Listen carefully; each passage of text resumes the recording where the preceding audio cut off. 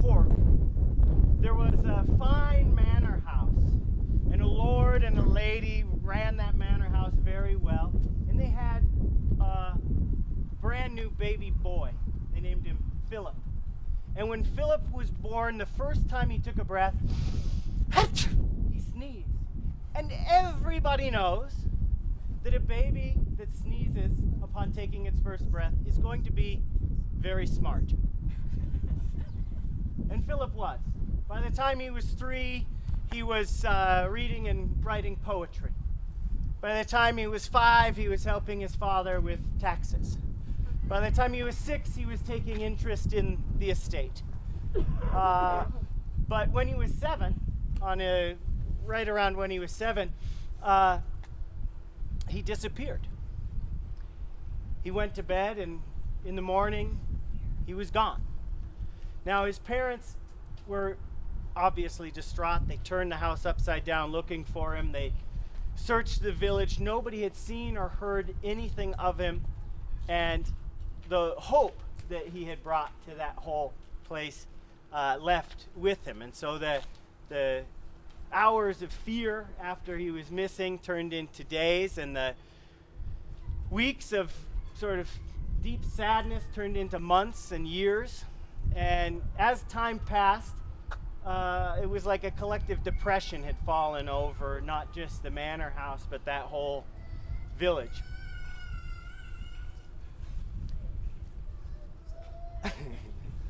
Like that, tears. People died, people moved on, but some people stayed, and one person there who stayed active and strong was the village blacksmith. And sort of a swarthy lad, and his name was Robin Kelly. And Robin Kelly, as a blacksmith, never lost hope. And like I said, kept busy. But one night he had a dream, a blacksmith's anxiety dream. And that is trying to fit a shoe on a horse from the furnace to the anvil to the horse's hoof while the horse is still moving and while somebody is still on the horse. So he's having this terrible dream trying to shoe this horse, and he looks up to tell the rider, "Hey, just can you get down off that horse?" And who turns around but Robin Kelly, but the boy, Philip, the little 7-year-old boy. Now 7 years had gone by since he had gone missing, and the little boy turned and looked at him and said, "Robin Kelly, I have been kidnapped by the giant, Man McMahon. I've been held as his apprentice for 7 long years. Tomorrow night, my apprenticeship ends. And if you don't come and pick me up and take me away from there, I will be trapped with that giant forever. Robin Kelly, come and save me from the giant." And Robin Kelly was flabbergasted, but ever the clever blacksmith, he said, I'll do it, but how do I know this is real? How do I know this is for real?" And in that moment, the horse kicked him so hard in the face that he flew back, saw fireworks, his eyes, bam, white, fell flat on his back, woke up in his bed, felt his forehead, and sure enough, there was a giant imprint of a horse's hoof there on his forehead to prove that this was more than just a regular dream. So after his breakfast, he set off for the seaside, because everybody knows that in that part of the world there's a place called the Giant's Steps, massive stone columns that rise up out of the sea. In fact, that cliff face is called Craig McMahon, and that's the giant's name. So he thought, if that castle is anywhere, it's there by the sea. So he took off. It took him most of the day to get to the seaside. And he borrowed a boat from his friend Tom. He went in and said, "Tom, can I borrow your boat? There's this little boy. He's been missing for 7 years, but he came to me in a dream. That's why I got hit on the head." And Tom said, "You know what? You can borrow my boat, but why don't I come with you?" Why don't I come with you? Because he was a little concerned about his friend. So Tom and Robin got in the boat, and just as they were going, Robin said, "Wait! I don't know why, but I need a shovel." And he went and grabbed a shovel and took him with him. And Tom was just like, "Oh boy, my poor friend." And so they rowed toward the base of these cliffs. The legend was that back in legendary times, giants would walk up and down these stairs. You'd have to be giant to do it, because you'd have to have a stride of like 1.5 miles to be able to climb these stairs. And night had fallen, and the legend was that you could still see at midnight the glimmering lamp of the porch light of the giant's castle, but only right then at midnight. Now, in their haste, they were there early, and not having a clock, they wondered, when was that lamp going to turn on? When exactly was midnight? And so they stayed out there in that cold boat in the wind for long enough, looking up, thinking maybe, did I see something?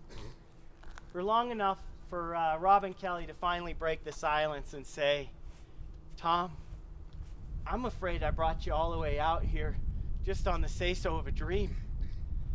And Tom said, "If you did, you've only got yourself to blame." But just then, it turned midnight, and they looked up, and they could see a shining light that was not there before, that showed the castle, and they were ready to go. So let's go right over there, and we'll continue the story. So there they were on the base of these stairs. They looked exactly like this. Rob and Kelly jumped out of the boat, grabbed his shovel, and clambered up these steep stairs to where you could see that light coming. And at the top of those giant stairs, there was this massive doorway.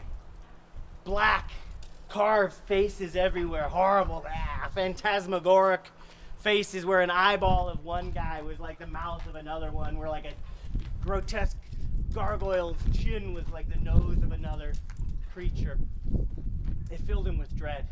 But as he pushed that door open, he thought, "I've got to save little Philip. I've got to save that boy. If he's anywhere, he's here." Opens the door, enters black hallway. As far as he could see, nothing down that corridor, nothing down that corridor, nothing down that. No, wait, there was a light at the end of the tunnel. And he started going down this black corridor. Seemed like for ages and ages, just him and his shovel. Like this.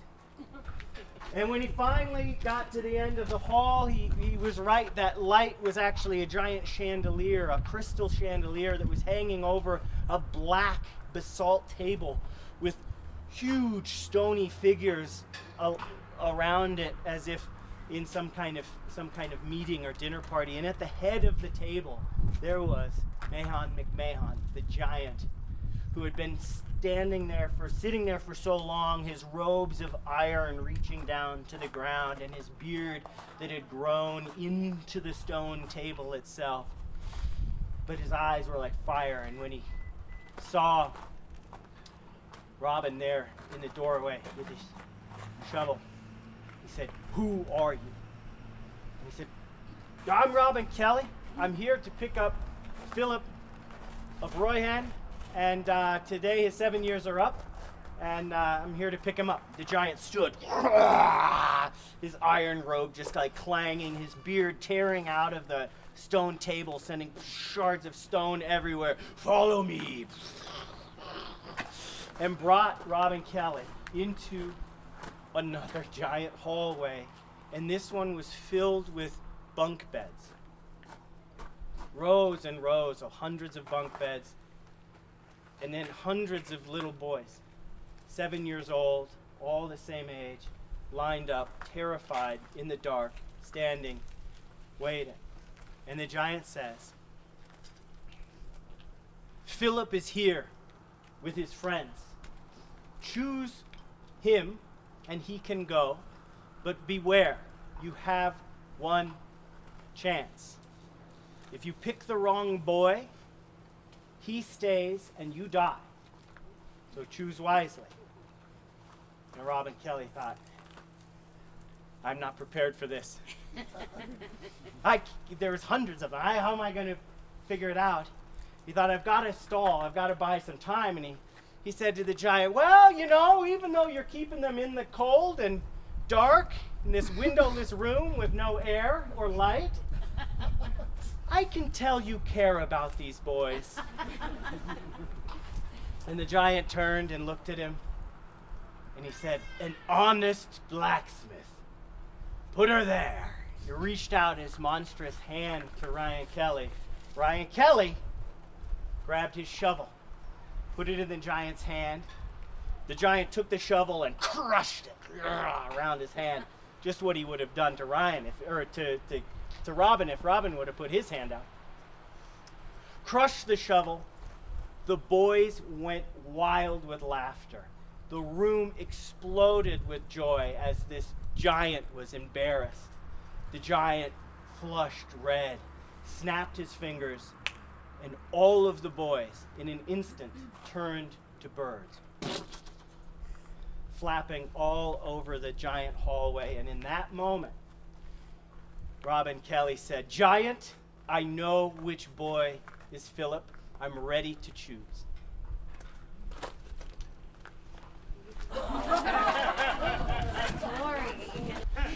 It's like when you binge watch TV and you're like, I already remember. Don't previously on me. So there they were, this huge cloud of birds suspended, and Robin Kelly says, I know. I'm ready to choose Giant. I know Philip right hand. Because all those birds in that moment, all those boys were terrified to have been transformed into a bird. But Philip, who, as you remember, was extremely clever, knew that this was his one opportunity to communicate something to Robin Kelly. So there, of all the hundreds of birds that flew up into the air, there was one that stayed on the ground. And Philip picked that bird up and he said, Giant, this is Philip Ryhan. And in that moment, there is an almighty crack of thunder, and the roof of that giant's cave started to pull apart. Robin held on to Philip as tightly as he could. In a flash of magic, all the birds flew up out of the roof. And when Robin opened his eyes, Philip had returned to be a boy. And there they were, right on the dock, waiting for them was Tom in the boat. Was stunned. Yeah. How do you know that you've got the right boy? And Robin said, I'm alive. I know I have the right boy. And so they rowed him back home. Philip's parents recognized him immediately, even though 7 years had passed and he hadn't aged a day since the day he was taken, and still talked about events from 7 years ago as if they were yesterday. They knew it was him. And when he was restored to them, hope was restored to that town. Of course, they paid the blacksmith very well, but the blacksmith always thought that more than anything, he was happy that people started to gather again and people started to come together again. And when people gave him credit and said, that's amazing, you're the one that saved the boy, you're the one that saved the boy, he would always say, well, I suppose so, but if you think of it, I really just picked the lad up from school. And that's the story of the giant steps.